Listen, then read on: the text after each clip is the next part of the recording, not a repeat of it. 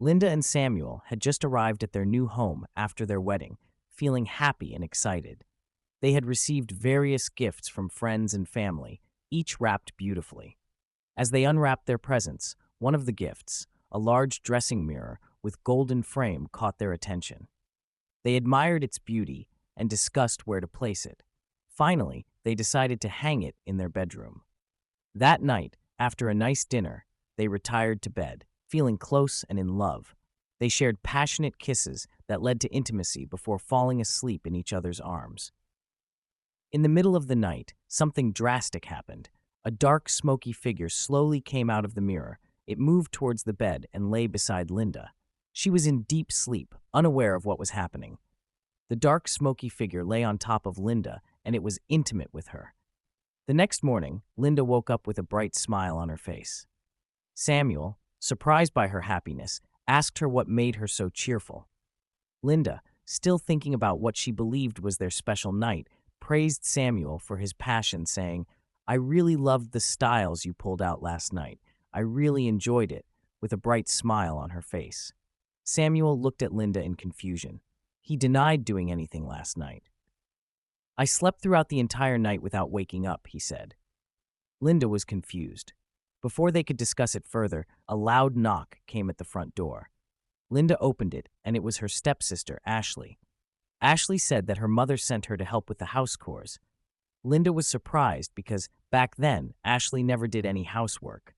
Lynda did all the house chores in her stepmother's house without her stepsisters lifting a finger. Lynda escorted Ashley to the guest room. As expected, Ashley spent the day watching television while Lynda did everything. Lynda was concerned. She started wondering why her stepmother had sent Ashley to her home. She tried discussing it with Samuel, but he told her not to worry and that she was just overthinking things. Weeks later, Lynda found out that she was expecting a child. She was so excited that she called her husband, who was still at work, to inform him about the good news. Samuel was so overjoyed that he couldn't wait to give his wife a tight hug that day. They happily shared the news with Ashley. That night, while Lynda and Samuel slept, the dark, smoky figure returned. It touched Lynda's stomach before disappearing into the mirror. The next morning, Lynda woke up with a loud scream that woke Samuel up. Blood covered the bed. They rushed to the hospital, where the doctor told them they had lost baby. Lynda cried in pain, while Samuel comforted her, promising that they would have another child. They went back home, with lots of disappointment on their faces. Lynda sat on the bed, and her sorrow turned into anger. She looked at Samuel. "Why did you do this to me?" she asked. Samuel asked in confusion, "What do you mean by that?" Lynda replied with anger, "Do not pretend, because you know what I'm talking about. You were touching me the entire night, even when I told you that I was not in the mood. Now see, you made me lose my baby." Samuel's jaws dropped. He couldn't even say anything. He finally said, "I swear I didn't even wake up last night. I do not know what you are talking about." But Lynda couldn't believe him. Her heart was too heavy and her mind full of questions. This strange event kept on happening. Each time Lynda became pregnant, something terrible would happen that night. She could feel the presence of someone near her, but she was too weak to wake up fully. Each time she would lose the baby, and each time she would ask Samuel, "Why do you keep doing this?" But Samuel would look at her with sadness and insist, "It wasn't me, Lynda, I promise." The mysterious losses began to strain their marriage. Samuel tried to comfort Lynda, but she couldn't trust him. In the corner of the room, the mirror stood silently as if it were hiding a terrible secret, its golden frame now looking less beautiful and more haunting. Their love and trust slowly crumbled as they kept wondering. One day, Lynda found out she was pregnant again. She and Samuel overjoyed. But this time round, they felt afraid too. They didn't want to lose another baby.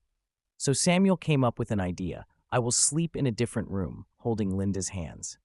"This way, nothing strange can happen. I will check on you every morning to make sure you are safe." Lynda agreed, though she felt nervous about sleeping alone. She took a deep breath and hoped that this time everything would be okay. That quiet night, Lynda lay sleeping peacefully, her heart filled with hope for her little baby.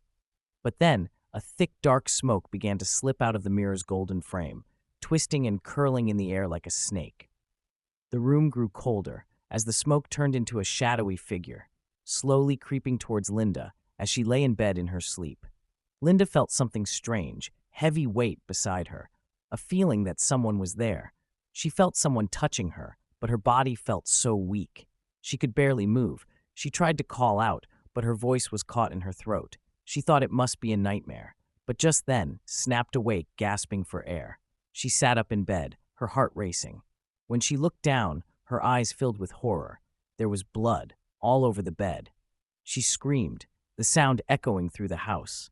Her hands shook as she looked around, realizing the room was locked and she was all alone. Who was in here? She whispered to herself, fear gripping her heart. She had no idea who or what had been with her. Hearing her scream, Samuel and Ashley rushed into the bedroom. Lynda, still shaking, managed to unlock the door, her hands trembling. When Samuel and Ashley saw her covered in blood, their faces turned pale with shock. Samuel knelt down beside her, holding her hand.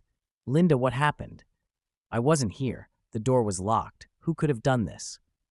Lynda looked into his eyes, unable to answer, as fear filled her heart. Samuel continued and said, "This is not normal. Something strange is happening." The next morning, Lynda felt scared and worried. She didn't understand what was happening, but she knew something was very wrong. Lynda wanted someone to talk to, so she walked into her stepsister's room. She overheard Ashley whispering on the phone, "Mama, it has happened again." Lynda confronted her, but Ashley denied saying anything important. She walked back into her bedroom with lots of doubts in her mind. That evening, when Samuel came back from work, Lynda told Samuel about it, and he was also concerned. Samuel noticed how worried Lynda was. They decided to seek help from Samuel's mother, Mrs. Catherine. Samuel then called his mother. They told Mrs. Catherine everything. She suggested seeing a prophet. The next morning, Samuel and Lynda got up early and drove off to Mrs. Catherine's house. When they arrived, Mrs. Catherine welcomed them warmly, giving Lynda a big, comforting hug. She looked at Lynda with kind eyes and said, "We are going to visit a special prophet today, and she knows how to deal with things that are unusual." Samuel and Lynda exchanged glances, not quite sure of what to expect, but they trusted Mrs. Catherine. Together, they walked to the home of the prophet. The house was surrounded by tall trees, and the air felt heavy, like it was filled with secrets. Inside, the prophet was waiting for them. He was an older man wearing a long, flowing robe. They looked deeply into Lynda's eyes as he could see all the strange things that had been happening. Without a word, he nodded and gestured for them to sit. Then he closed his eyes and began to pray, his voice strong and steady. As he prayed, the air in the room seemed thick, and Lynda felt a chill run down her spine. She squeezed Samuel's hand, feeling safe by his side. Then the prophet opened his eyes and spoke softly, his voice filled with mystery. "Lynda," he said, "you have been connected to a water spirit. It has claimed you as its own, stopping you from having children with your husband. I need to come to your home and pray." Samuel and Lynda agreed. They came with the prophet to their home that evening. The prophet began praying so intensely as Samuel and Lynda prayed together with him. As they prayed, Ashley suddenly screamed and fell to the floor, crying. "It was not me. This was all my mother's doing," Ashley shouted. Samuel, Lynda, Mrs. Catherine, and the prophet all looked in shock. Then the prophet held Ashley and asked her to explain everything in details. Ashley knelt down and looked at Lynda. "Please forgive me. This was all Mama's plan. She gave you the mirror as a trap. The spirit in the mirror is your spiritual husband. It comes every night and takes your babies as a sacrifice. Mama sent me here to watch and report everything." Tears rolled down Lynda's eyes. She could not believe her stepmother would do such a thing. "Did she hate me that much?" as Samuel hugged her tightly. The prophet took the mirror out of the house, prayed over it, and burned it to ashes. He assured them that the evil had been removed. Ashley was sent to go back home. Months passed, and peace returned to their home. One day, Lynda felt a flutter in her tummy. She was pregnant again. This time, nothing strange happened. Lynda's heart slowly began to feel lighter. Each month, her tummy grew bigger. Her house was full of happiness. After 9 months, Lynda gave birth to a healthy baby boy. Their home was filled with joy. Family and friends gathered to celebrate the birth of the newborn. Even Ashley returned, asking for forgiveness. She told them that she had left her mother's house after realizing how evil she was. Lynda and Samuel forgave her and welcomed her back into their lives. Their love had survived the darkness. Their home, once full of fear, was now filled with happiness, and they lived in peace ever after.